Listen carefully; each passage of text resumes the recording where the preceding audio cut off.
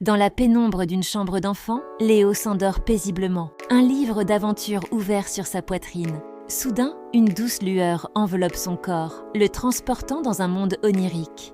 Le petit garçon s'élève doucement, flottant au milieu d'un ciel nocturne parsemé d'étoiles scintillantes et de nuages aux teintes pastel. Émerveillé, Léo observe autour de lui lorsqu'une créature ailée, mi-oiseau, mi-papillon, apparaît dans un tourbillon de paillettes. D'un battement d'ailes gracieux, elle l'invite à la suivre dans cette aventure fantastique.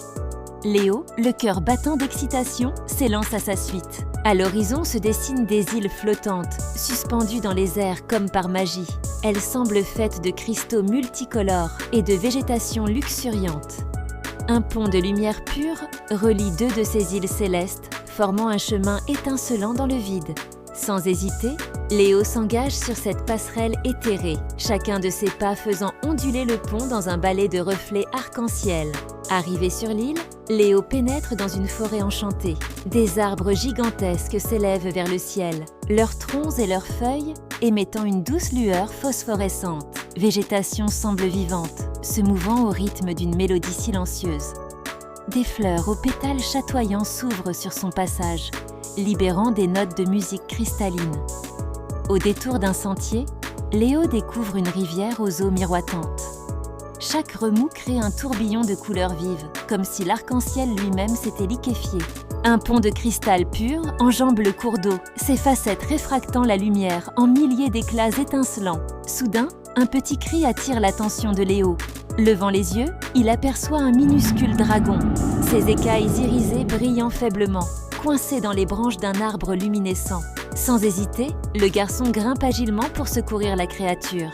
Une fois libéré, le dragon reconnaissant se love contre Léo, ses yeux pétillants de gratitude. Ensemble, ils s'envolent vers de nouvelles aventures. Au loin, un château majestueux flotte parmi les nuages, ses tours effilées semblant toucher les étoiles. Ses murs de marbre blanc reflètent la lumière des astres, lui donnant l'apparence d'un joyau céleste. Arrivés devant l'imposante porte d'entrée, Léo et son compagnon dragon font face à une énigme magique. Des symboles lumineux dansent sur la surface polie, formant un puzzle complexe. Concentré, Léo observe attentivement les motifs. Léo s'engage sur cette passerelle éthérée, motif, cherchant la solution. Soudain, une idée lui traverse l'esprit. D'un geste assuré, il touche les symboles dans un ordre précis. Dans un grondement sourd, la porte s'illumine intensément.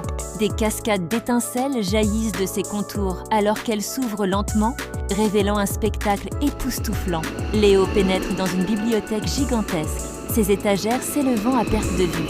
Des livres aux reliures chatoyantes flottent gracieusement dans les airs, leurs pages tournant d'elles-mêmes comme animées d'une vie propre. Le plafond de la salle se transforme en une voûte céleste vivante. Les constellations prennent vie sous les yeux ébahis de Léo, formant des créatures mythiques qui dansent au-dessus de sa tête. Orion le chasseur côtoie la grande ours, tandis que le dragon céleste ondule majestueusement parmi les étoiles. Reprenant leur vol, Léo et son ami dragon survolent un village niché au creux des nuages. Des maisons aux formes organiques et colorées abritent une multitude de créatures fantastiques.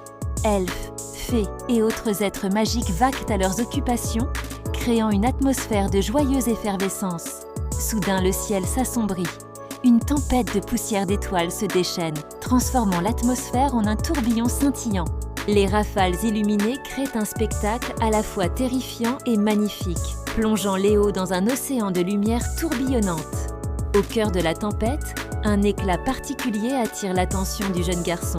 Guidé par son instinct, il tend la main et saisit un cristal aux reflets changeants. Dès que ses doigts se referment sur l'objet, la tempête s'apaise instantanément, laissant place à un calme serein. Léo sent alors une douce torpeur l'envahir.